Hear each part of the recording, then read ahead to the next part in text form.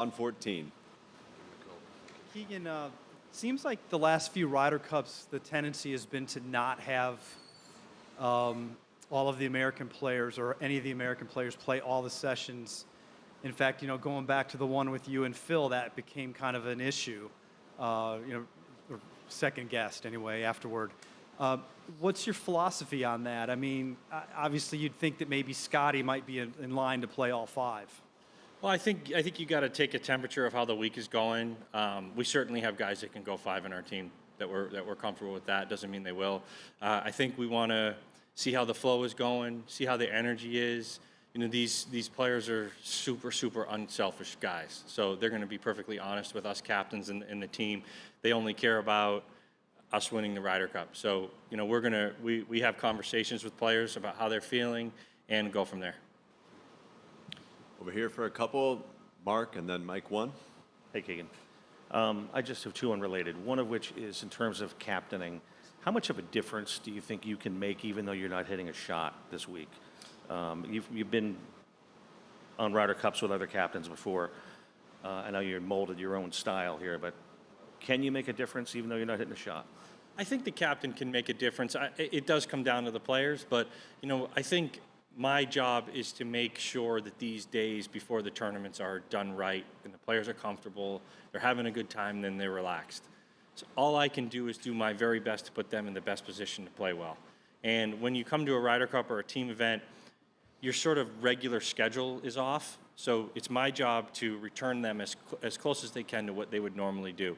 And then also making sure that they have a fun time, making sure that they enjoy the experience, and making sure that they cherish this week forever.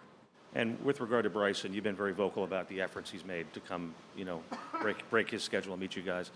I'm curious how much of an X factor and how explosive he could be potentially for you guys this week. Yeah, I think Bryson's, this is a tough thing for him to come into guys that he doesn't see every day, into guys full of PGA Tour players. But he's done an exceptional job of making the extra effort, flying to Napa, flying to Atlanta, doing things that are really difficult with the schedule that he has. And he's made every effort possible and been incredible in the team room. I think Bryson, just his ability, his golfing ability alone is a X factor for our team, but also he's a really fiery player.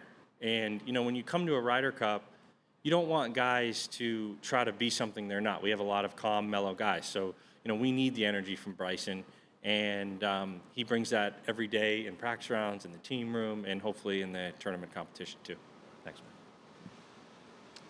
Keegan, over. A lot of chat online and on the ground about President Trump showing up tomorrow. Is that something you're factoring into your preparations? Are you concerned that it might distract from your job, which is to win the Ryder Cup? And are you worried about the extra mayhem that it might bring and the extra focus that it brings on you and your team and anyone else around here? No, definitely not. I'm deeply honored that the President of the United States is going to come support our team at the Ryder Cup.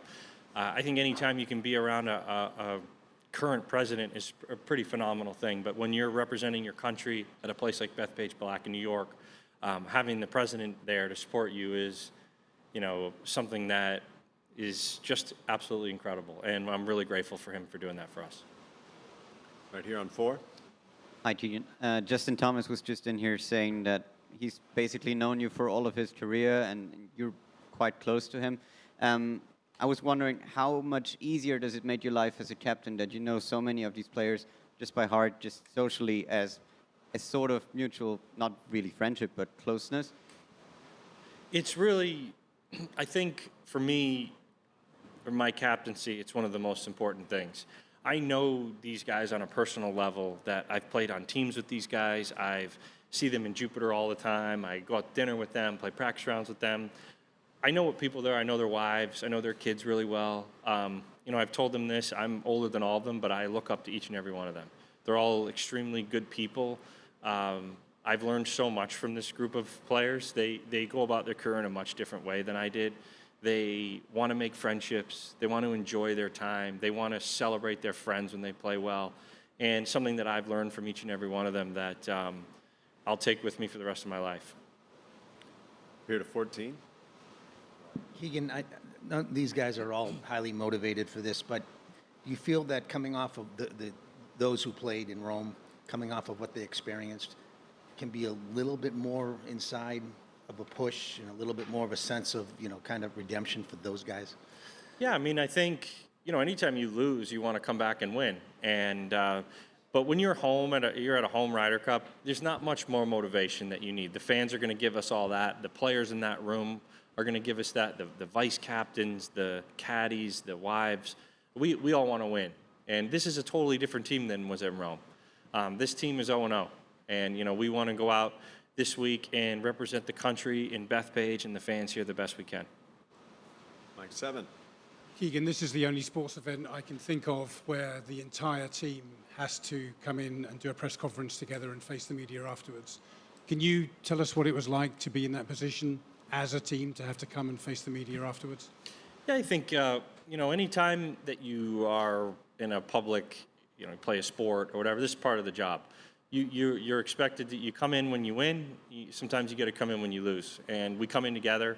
And, I think, you as an athlete and somebody that lives in the public eye, sometimes, that's something that you have to do. It's difficult, that's tough, but, that's part of the job, just like you'd come in here if you won. So, but again, come in as a team, and hopefully we won't do that this week. Mike 8. Hi, Keegan. Following up on the president, he was obviously in the Yankees clubhouse the other week. Sorry, sore spot. Is there any plans to have him come in, talk to the team at all, give any motivation, or a phone call perhaps like he did with the Team USA hockey? Yeah, I think President Trump's a pretty busy guy.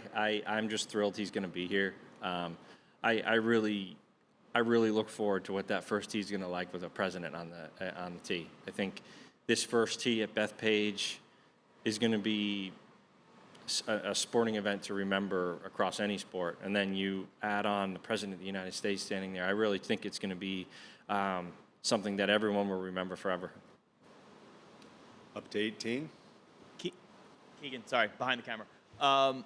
You mentioned veteran leaders on this team. How have you relied on them to bring the rookies in? JJ was mentioning, talking to JT about finding his place, or earning his place on this team, and kind of coming in with that attitude as opposed to maybe shying away or being nervous about being a first-year player. Yeah, well, I think we have a really unique group of players on our team that we don't have any super young players and we don't have any older players. They're all sort of the same age. And what's really unique about this team is they all really take care of each other. I mean, JJ Spahn's the U.S. Open champion, and he's willing to go to his peers and ask for advice and how to go about this. And these veteran players are always open to helping players.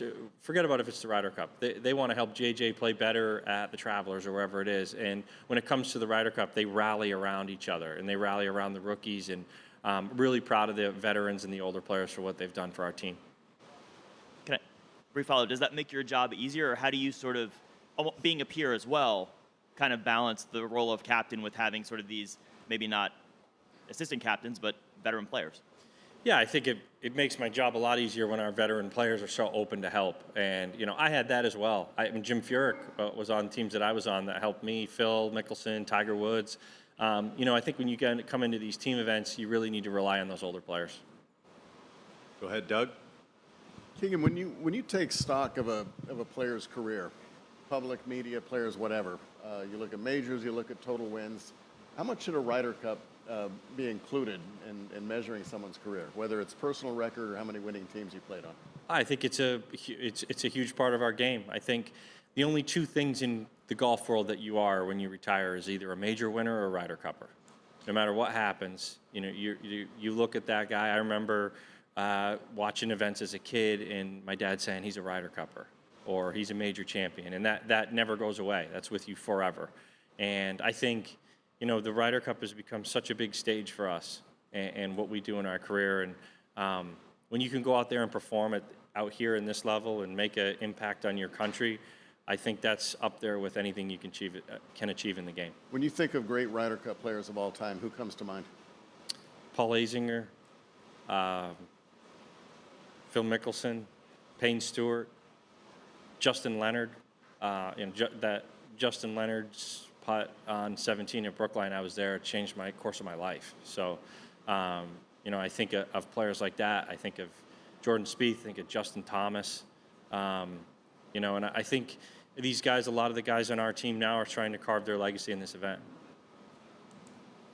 Wrap it up over on Mike 9. Keegan, you talked a little bit about the veterans' advice to these rookies that are playing, but those 4 guys specifically, why do you think they're so well fitted to not only play but succeed in an event like this? Who's that? First time. The 4 quote-unquote rookies for you guys. Yeah, well, I think, you know, one of our rookies is J.J. Spahn, who won the U.S. Open this year at Oakmont. That's pretty amazing feat. You know, and Cameron Young and all these guys that are rookies, they performed at the highest level when they needed to make the team.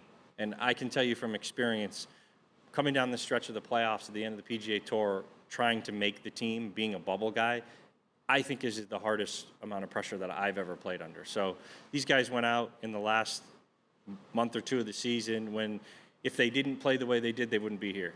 And, you know, if you can go out there and play under those conditions and win under those conditions, you can play well anywhere. Great. Thanks for your time, Keegan. Thank you. Appreciate it.